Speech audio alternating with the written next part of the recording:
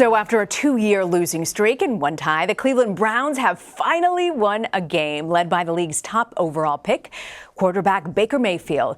The Browns defeated the New York Jets 21-17. Mayfield threw for over 200 yards in a second-half comeback. Best of all, the win actually gave Cleveland fans a refreshing surprise. John Schumo reports. When you are the Cleveland Browns, winning a game feels like winning the Super Bowl. For the first time in 635 days, Browns fans celebrated a victory. The hero, rookie quarterback Baker Mayfield. The best part about it was that we were here at home. You got to feel the energy of the crowd, how badly they wanted it as well. The number one pick in this year's draft replaced injured starting quarterback Tyrod Taylor and led the Browns on 4 scoring drives. Cleveland's 19-game winless streak ended with a 21-17 victory over the New York Jets. Go Browns. Go Browns. Obviously, it's been a long time since we stood up here as a winner. In bars throughout Cleveland, the faithful partied for the first time since 2016. Budweiser had stocked and locked refrigerators around Cleveland, a promotional event that ended with the Browns' win. Breathtaking. Finally, we got a win. One win and counting. John Schumo, CBS News, New York. And joining me to break down the Cleveland Browns' big win, Bill Reiter, host of Reiter's Block on CBS Sports HQ. Okay, so what do you make? Baker's big NFL debut, Bill. They did it, yeah. Baker Mayfield is the real deal. This is what GM John Dorsey saw when he surprised a lot of people and took Baker with the number 1 overall pick in the draft. He doesn't have the best mechanics of all the quarterbacks in the draft. He may not be the best on tape, but he is a stone-cold winner. That's what everyone around Baker will tell you, and that's what we saw last night. So you got to give it to these Cleveland fans. I mean, they've suffered long and hard, especially when it comes to quarterbacks, like 31 different starters over 20 years. Do you get the sense that Mayfield is really the answer they've been hoping for?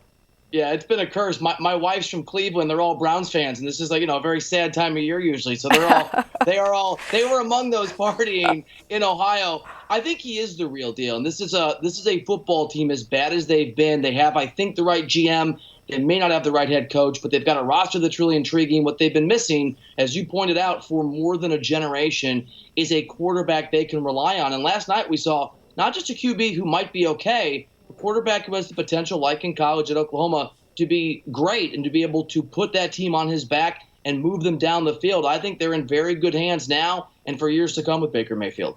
So do you get the sense this is really the end of the Tyrod Taylor era for Cleveland? Yeah, that was a very, very brutal first half for Tyrod Taylor, and you could tell he just didn't want to be out there. And he's actually been, I think, a better quarterback than people give him credit for. Very efficient over the course of his career.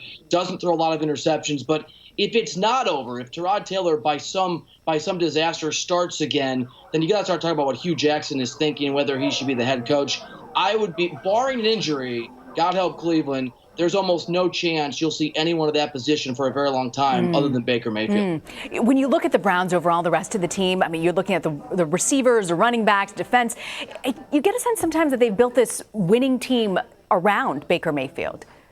Yeah, I think it's a really good football team. I think John Dorsey, the GM, has done an amazing job in a very short time.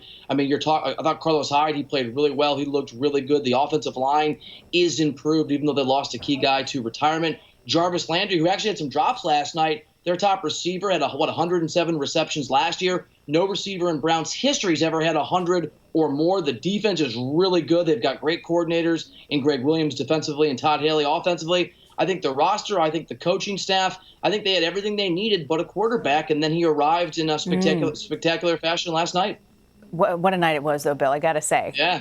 Good luck to that team. I do also want to ask you about the Jets on the other side. So the last 2 games were somewhat of a couple of clunkers for Sam Darnold's big debut. Should Jets fans kind of temper their excitement at this point, or do you think the future is still bright? I was actually out at a sports bar last night after my radio show watching the second half, and there were Jets fans who I thought were going to fall into a state of long-term sports depression. It's way too early. And Darnold had some really bad throws. The interception at the end, I actually yelled out interception before he threw it. You sort of saw it coming at the end of that game, but he's really young. It's only his 3rd game. He was the youngest quarterback to ever start in the NFL in week 1, and they showed last night on the broadcast Troy Aikman, at that exact same stage in his career, in that third game of his career, had a quarterback rating of like 4 or 10. It's just too early to make an assessment on Darnold. Unlike Baker Mayfield, he doesn't have a lot of help around him. He may not have the right coaching staff around him. So, Jets fans, it's going to be a long and ugly year, but you can't write off Sam Darnold after just 3 games. I can't let you go without asking about Nike. So much attention has been paid on Nike. So 2 weeks after their campaign, which featured Colin Kaepernick, the company's stock all-time high, Bill. So is it fair to say that this was a gamble that paid off for Nike?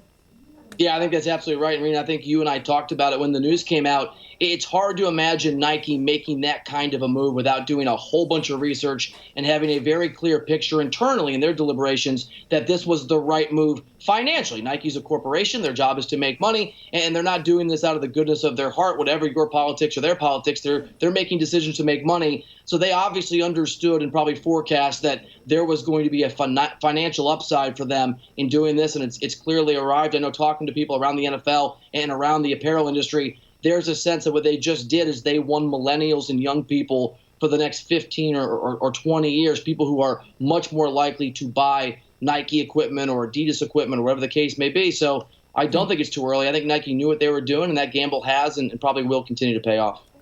Number one business, know your base, right? The number one tip of business. It seems like Nike does. Bill Reiter, thank you so much for joining us. You bet. Thanks for having me.